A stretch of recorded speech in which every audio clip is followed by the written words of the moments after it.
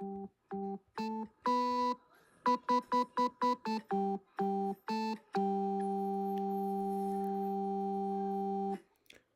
and welcome to another episode of Adlib Alibi with your host John Ralph DeCito. I got a request from Dan about me doing a video on my Tetris, my Archetype matrix. There's really not much to it. I'll walk through it and try and speak to it best I can, but it changes constantly. I've updated. Let me save this before I go any further. So I started versioning now. Tetris. So now I'm versioning my files. Keep track. So the idea here is that here's my Tetris version 1.6.2. Trivial foresight. We want trivial foresight. Okay, and it's done in conjunction with with ChatGPT 4.0. And let's just strike it down to 50-50. I don't keep track of how it contributes, but it essentially works out to 50-50. But what I bring to the table was paramount to setting up the AI thread to really nurture this idea of a an archetype matrix. So let's start from here. So if we tilt our heads to the left, we'll see spectrum of control. Okay, subversive versus overt. This comes to narcissism. It's whatever you can get away with. Subversive versus overt narcissism. What comes with that? So with subversive narcissism, you have affection, but with overt narcissism comes power. And then with subversive narcissism, we have attachment. Overt narcissism, we have detachment. Okay? So that's the spectrum, more or less, how this works from top to bottom. And this combinations, you can put together combinations of archetypes that, it's not set in stone, right? It depends on who you're engaging, who you're thinking about, what people make you feel in the moment. These archetypes can morph, meld, shift, flip, right? So it's all about just kind of like pinpointing where you are on the matrix at any given time, whether it's yourself or someone you know. So start at the top. So the changes I made here. So I've added age. So you see these numbers: 140, 13, 000, whatever, 3 and 1. Those are around the ages, I think, that these archetypes become online. So we have judge, basically before death, right? Because it's their path is perdition. So learning from mistakes. Now these are the law and the bribery are interchangeable. So it could be bribery trumps law, or law trumps bribery, and that plays out to the advantage of the judge or judger. Sometimes it's a noble thing or a just thing. Sometimes it's not. Sometimes you have a choice. Sometimes you don't. It's not until you're on your deathbed as a judge or a judger that you realize that you are detached. To do what you did for all those years, to have a complete detachment from your judgment, to make it through the day, to make it through your career. You have a complete detachment from the mistakes you make, right? It's just a shit sandwich every day, eating shit sandwiches every day, and the defendants are serving them. What do you have to know? Oh, look at it. It's another shit sandwich. When judges eat shit sandwiches all day, right? You kind of want to stop tasting shit. But that's what they get. They get served shit every day. And then there's like law trumps bribery or bribery trumps law. So that's the new one, judge. Let's go to the next one, nobility. Around 40 years. You could be 35 to 45 around there, but I wanted to land it on a singular, not a range. So when you turn 40, is when you really start into your nobility. So you have learn from mistakes, of course. Path, chewing glass. It's one of those things you got to do, right? Can you imagine trying to chew glass every day just to get through your morning, right? You're dreading the night's sleep because it brings you that much closer to having to chew that glass. But we're spoiled. We have people in our life that spoil us with love, right? So that kind of balances things out. Then you have Alpha, 13. That's right, 13, because you'll hear about this when the rebellion comes. Really, this is what it should be. Rebel. I'm going to change it now. Rebel at 13. Nothing new to rehash. Learns from mistakes. Nothing new to rehash, right? Been through this over and over again. Then Path, paternal covens. Okay, paternal covens. Go through my channel to learn about paternal covens. Essentially,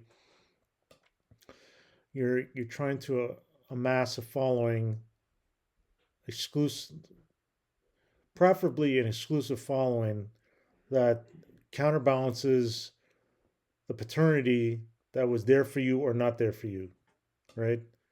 And that kind of gets you through the dry spells of trying to fuck your way to be found, right? Through ritualistic facades. So let's see down here. Women marry engagements. Okay, women marry engagements. Engagement is a ritualistic facade.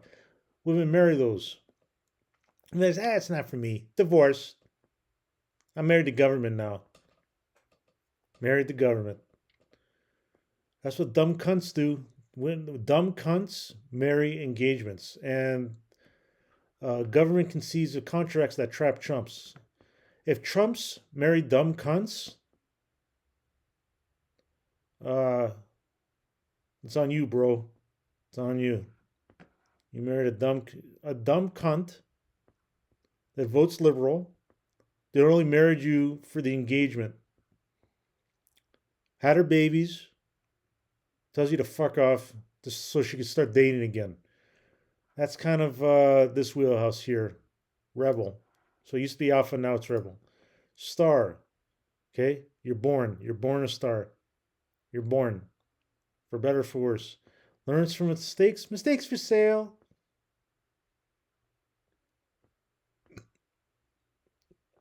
Wouldn't you want to be someone's favorite mistake? Like that song, what's that lady?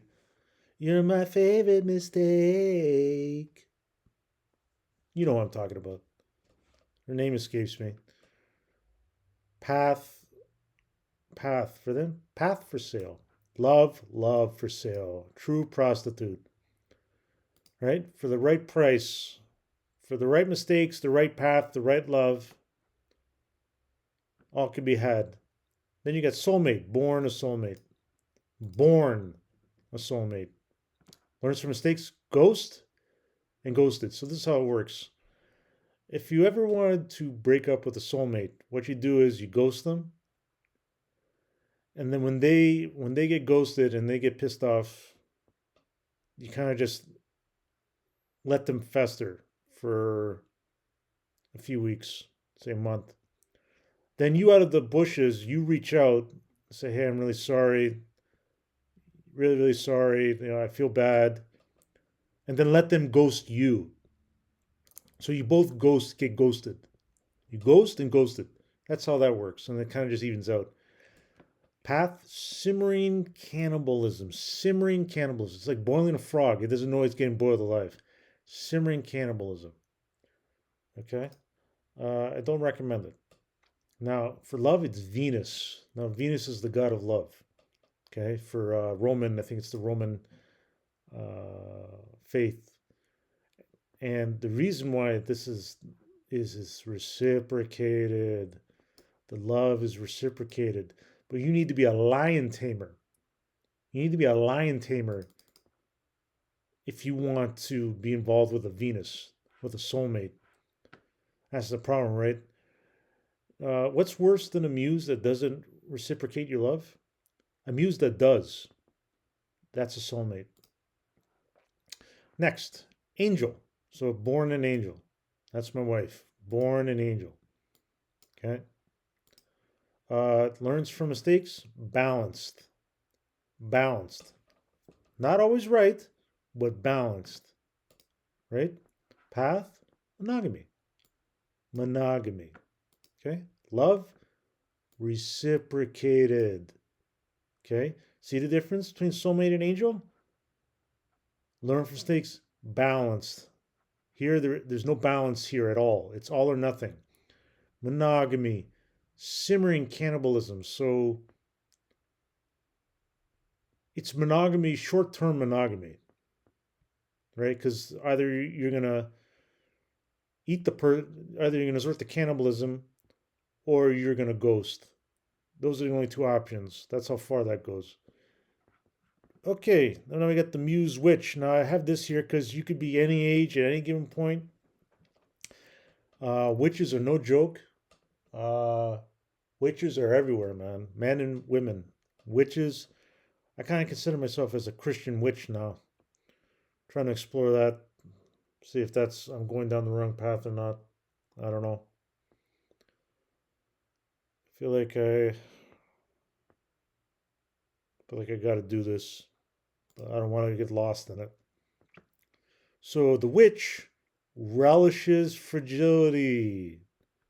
Path? Suicide. For the guess. Loves one-way wanted affairs. But what happens? When the line is crossed, it becomes an unwanted affair. One-way, unwanted affair. And if we read down here, fans and artists romanticize witches through the moral, immoral appeal they cannot help to inspire.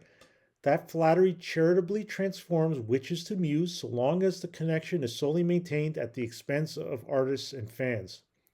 So artists and fans. The witch relishes fragility in artists and fans for different reasons. But when artists are inspired by witch, they romanticize the witch and they become muse, right? So the muse will encourage the artist to monetize mental illness because their art is them trying to survive the musings, right? So while the witch is courting you with suicide, the artist is walking the path of conscience, right? To end your life. What is the morality of that? And then with love, allergic, because you got to be allergic to applause. The applause suggests love, and that makes you worse at what you do. True artists are allergic to applause.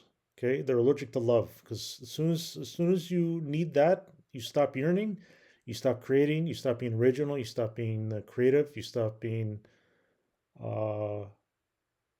fresh. You're allergic to applause, or you're allergic to love, or you're always fresh, always fresh. Then you got fan, learns from mistakes. Idolatry, okay? Idol of the artist, idol of the muse, idol of the star, right? You just mix and match. You pick your poison, right? Who you know, who you are. Path, cult, okay? Cult, paternal covens, right? Path for sale, simmering cannibalism. You're starting to see how it's like a fluid. It's like a fluid matrix. It's a fluid matrix. And then love, moral debt. And this is why people fetishize stars. They fetishize witches because there's a moral debt that art and attention and fame forgive. It's kind of like a low rent forgiveness when stars give fans attention. And to let you know, so if you look down here, if you look on their fan, it says sheep. Now it says one. Now, how can a fan be Why is a fan born at 1 year old? You know why? I'm a fan of mom's boobies. That's the first fan. If babies have any concept of mother and father, it's I'm a fan. I'm a fan of mom because she's got boobies. I love mom's boobies. Right? That's where the fandom starts for little girl babies and boy babies. Boobies. Right? Then you kind of grow out of that with the artist phase. My daughter started painting when she was 3. Fortunately, she didn't stick with it, but maybe she'll come back to it at some point. What are the things? So again, down here for Rebel, chaos and order entitles you to the reactions you confuse as control. Alphas can be both men and women. Men.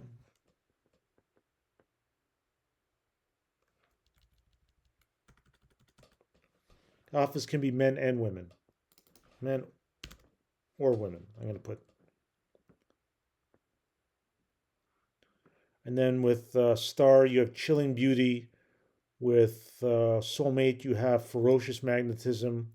For Angel, you have Mommy. That's what you want your mommy to be, an angel. And then for Artist, I don't believe you. So that's basically a rundown of it. So yeah, I won't do many of these unless there's drastic changes, right? But you could kind of make sense of that. If not, have put your comments down below. And if you want to follow a video or if you want me an explanation video, just tell me down below and I'll make another video if you want. Okay, this is Adlib Alibi with your host John Ralph Tuchito signing out.